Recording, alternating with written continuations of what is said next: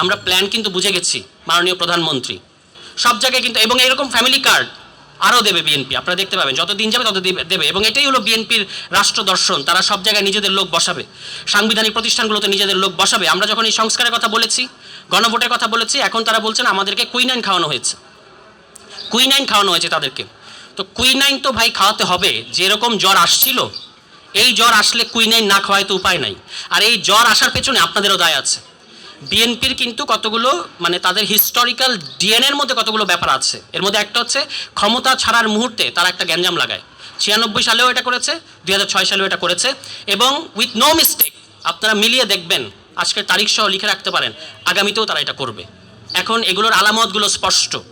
ঝড় আসার আগে যেমন গুমোট আবহাওয়া দেখে আমরা বুঝি যে ঝড় ইজ কামিং, এবং বিএনপির এখন যেভাবে তারা আগাচ্ছে, আমরা প্ল্যান কিন্তু বুঝে গেছি মাননীয় প্রধানমন্ত্রী, আপনার প্ল্যান আমরা বুঝে গেছি যে প্ল্যান হচ্ছে আগামী নির্বাচনের সময় আপনি কিভাবে আপনার দল নির্বাচনকে ম্যানিপুলেট করবে, এটার অনেক আলামত আমরা এখন থেকে দেখতে পাচ্ছি। কিন্তু মোদ্দা কথাটা হচ্ছে 200-র বেশি সার্ভিস ও ফিচারে লেনদেনের সব বিকাশ অ্যাপে সম্ভব। জেনজি এই গণ অভ্যুত্থান করেছে, আমি মনে করি যে আমরা জনগণ বলি ঠিক আছে, কিন্তু এই গণ অভ্যুত্থানটা মূলত এটার হিস্টোরিক এজেন্ট হচ্ছে আমাদের জেনজি প্রজন্ম। এবং এই প্রজন্ম গণ অভ্যুত্থান করেছে। আপনারা ভাবছেন যে ওরা তো টায়ার্ড হয়ে গেছে, বাট আপনারা বুঝতে পারছেন না, ওই যে পরীক্ষা দিয়ে বের হয়ে আসা ক্লাস 8-এর বাচ্চাটা, ক্লাস 9-এর বাচ্চারা যে আপনাকে যে ট্রল করতেছে, ও যে আসছে, এই ঢেউ আপনারা এখনও টের পাচ্ছেন না। ফলে আপনারা যত পরিস্থিতি ঘোলাটে করবেন, এই তাদের ওয়েভ আপনাদেরকে সামলাতে হবে। এজন্য ভালোই জঙ্গি গল্প করে লাভ নাই। আপনাদের মনে আছে আগে আইজিপি ছিলেন শহীদুল সাহেব, একটা বই লিখে কি বলেছেন, তাদের জঙ্গি নাটকের ব্যাপারে শেখ হাসিনা তাকে বলেছেন যে নাটকটা আমার বাসার সামনে না করলেও পারতা, মানে 32 নম্বরের পাশে না করলেও পারতে, এটা বলেছেন না শেখ হাসিনা নিজে। এবং নাখালপাড়ায় যাদেরকে জঙ্গি বলে কর্ডন করা হয়েছে, তারা বাইরে এসে সারেন্ডার করতে চাচ্ছে, পুলিশ বাইরে থেকে ছিটকিনি লাগিয়ে দিয়ে তাদেরকে মেরে ফেলেছে, এগুলো ঘটেছে। এখন জঙ্গির নামে কি হচ্ছে, এক আফগান তরুণ নাকি বাংলাদেশে মেহমান হয়ে এসেছিলেন, এবং কোনো রকম পাসপোর্ট ভিসা ছাড়া, কোন বর্ডার দিয়ে, ভারতের বর্ডার দিয়ে।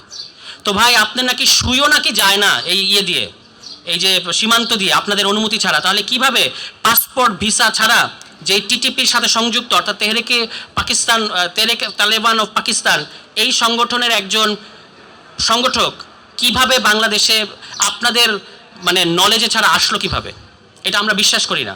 তাহলে এই যে জঙ্গি নাটক সাজাচ্ছেন, মানুষকে ভয় দেখানোর চেষ্টা করছেন, এবং এর মধ্যে দিয়ে বার্তা দেওয়ার চেষ্টা করছেন যে অর্থনৈতিক ক্রাইসিস নিয়ে কথা বলেন না, রিফর্ম নিয়ে কথা বলেন না, গণভোট নিয়ে কথা বলেন না, কারণ একটা নিরাপত্তা পরিস্থিতি তৈরি হয়েছে, এখন আমাদেরকে অনেক শক্ত হতে হবে, অনেক কঠোর হতে হবে। এই গল্প আমরা কিন্তু মানে এই প্রজন্ম কিন্তু, আর বিকজ আমাদের কাছে ইন্টারনেট আছে, আমরা জানি পৃথিবীতে কোথায় কি মানে ঘটছে, এবং এই জঙ্গি নাটকের পেছনে কি কারণ থাকতে পারে এটাও যে আমরা বুঝি না, ব্যাপারটা এরকম না। ফলে এই জঙ্গি নাটক না করে যদি সত্যি সত্যি কোনো নিরাপত্তা উদ্বেগ থাকে সেটাকে সামাল দেন, কিন্তু এর জন্য এতটুকু এক ছটাক গণতান্ত্রিক স্পেসকে আপনারা সংকুচিত করবেন, এটা আমরা হতে দেব না। গণতান্ত্রিক স্পেস যেরকম আছে সেরকম থাকবে, মত প্রকাশ যেরকম আছে সেরকম থাকবে। এই জঙ্গি নাটকের দোহাই দিয়ে বলবেন যে এখন আপনার অমুক অধিকারকে আপনার ছেড়ে দিতে হবে, এটা আমরা ছাড়বো না। এবং গণভোট আমরা আদায় করে নেব, এই প্রাইভেট বিশ্ববিদ্যালয়ের শিক্ষার্থীরা আদায় করে নেবে। এটা বলে আমি শেষ করি যে 18 সাল থেকে কিন্তু আমরা দেখতে পেয়েছি যে নিরাপদ সড়ক আন্দোলনের সময় থেকে আমাদের দেশের আন্দোলনগুলো সাধারণত এই পল্টন প্রেস ক্লাব, ঢাকা বিশ্ববিদ্যালয় এরিয়াতে হতো, কিন্তু আমরা এই নিরাপদ সড়ক আন্দোলনের সময় থেকে দেখতে পেলাম east West university, BRAC university, এবং ওই ব্লকটা একটা গুরুত্বপূর্ণ ব্লক হয়ে উঠেছে আমাদের আন্দোলনের। 19 তারিখে সম্ভবত 18 তারিখে যখন তারা 18 তারিখে যখন তারা রাস্তায় নামলেন, আমি বাসায় ছিলাম, রাস্তায় নামার জন্য প্রস্তুতি নেব, কিন্তু একটু ভয় ছিল যে কি যেভাবে ব্রুটালি আওয়ামী লীগ দমন করছে। যখন আমি দেখলাম যে ব্র্যাকের সামনে শিক্ষার্থীরা পুলিশকে ধাওয়া দিয়েছে, আমি আর 1 সেকেন্ড অপেক্ষা করিনি, আমি রাস্তায় নেমেছি।